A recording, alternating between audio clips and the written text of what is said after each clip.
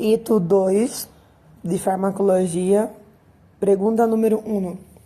Toda substância química capaz de interactuar com um organismo vivo e que se pode ser utilizada em tratamento, na curação, na prevenção ou no diagnóstico de uma enfermidade, ou para evitar a aparição de um processo fisiológico não desejado e ademais consiste em princípio ativo de medicamento, se conhece como a resposta farmacologia. Número 2. Mencione 3 objetivos da farmacologia. Resposta: beneficiar o paciente e hacê-lo de um modo tão racional e estrito como el que suele seguir-se para llegar a um bom diagnóstico, desenhar e sintetizar novos compostos, analisar suas ações e efeitos a todos os níveis possíveis de organização rigorosa, objetiva, individualizada às características de cada paciente. Pergunta número 3. Explique brevemente a diferença entre farmacodinâmica e farmacocinética. Resposta: farmacodinâmica estuda as ações e os efeitos dos fármacos. A farmacocinética estuda os processos e fatores que determinam a quantidade de fármaco presente em êxito em que se deve exercer seu efeito biológico em cada momento, a partir da aplicação do fármaco sobre o organismo.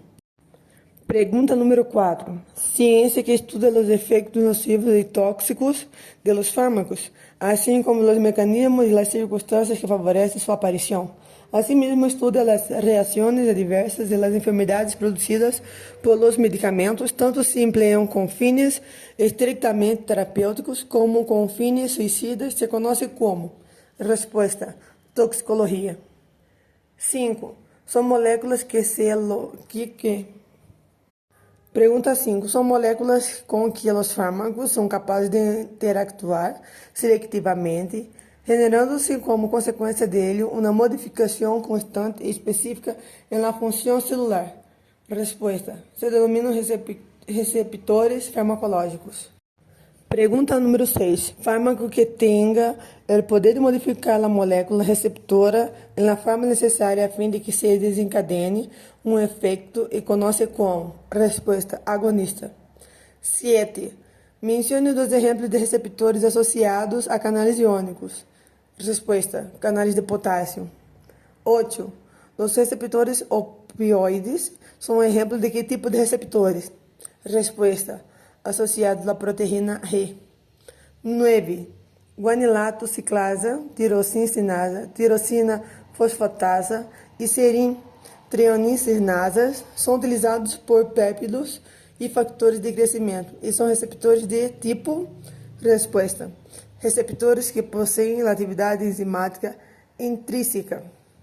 Pergunta número 10. Fármacos como omeprazole interactuam com as células parietales da mucosa estomacal, diminuindo a produção de ácido clorídrico, mediante que tipo de receptor lo realizam? Resposta: bomba de prótons são identificados 3 tipos de transportadores. O unitransportador transfere uma só molécula em um determinado tempo a favor de seu gradiente. O contraportador e o antitransportador catalisa o movimento de um tipo de íon ou molécula que se move a favor de seu gradiente de concentração. É decir, acoplam uma reação energeticamente desfavorável com outra energicamente favorável, sem recorrer à utilizada de ATP. 12. Defina a concentração mínima eficaz. Resposta: aquela por encima da qual suele observar-se efeito terapêutico. Pergunta número 13. Defina o período de latência. Resposta: tempo que transcurre desde a administração até o começo do efeito farmacológico, é decir, hasta que a concentração plasmática alcança a CME. Pergunta 14. Mencione as 4 características das quais depende a absorção de um fármaco. Resposta: características fisioquímicas de fármaco, características da preparação farmacêutica e caracterizada de lugar de absorção, a eliminação pré-sistêmica e fenômeno primeiro passo. Pergunta número 15. Mencione 3 vantagens da via intramuscular e vendosa sobre a via oral. Resposta: efeito rápido e absorção. Pergunta 16. Velocidade e a quantidade da forma inalterada de um fármaco que acede à circulação sistêmica e, por lo tanto, está disponível para aceder a los tecidos e produzir um efeito se conhece como. Resposta: biodisponibilidade.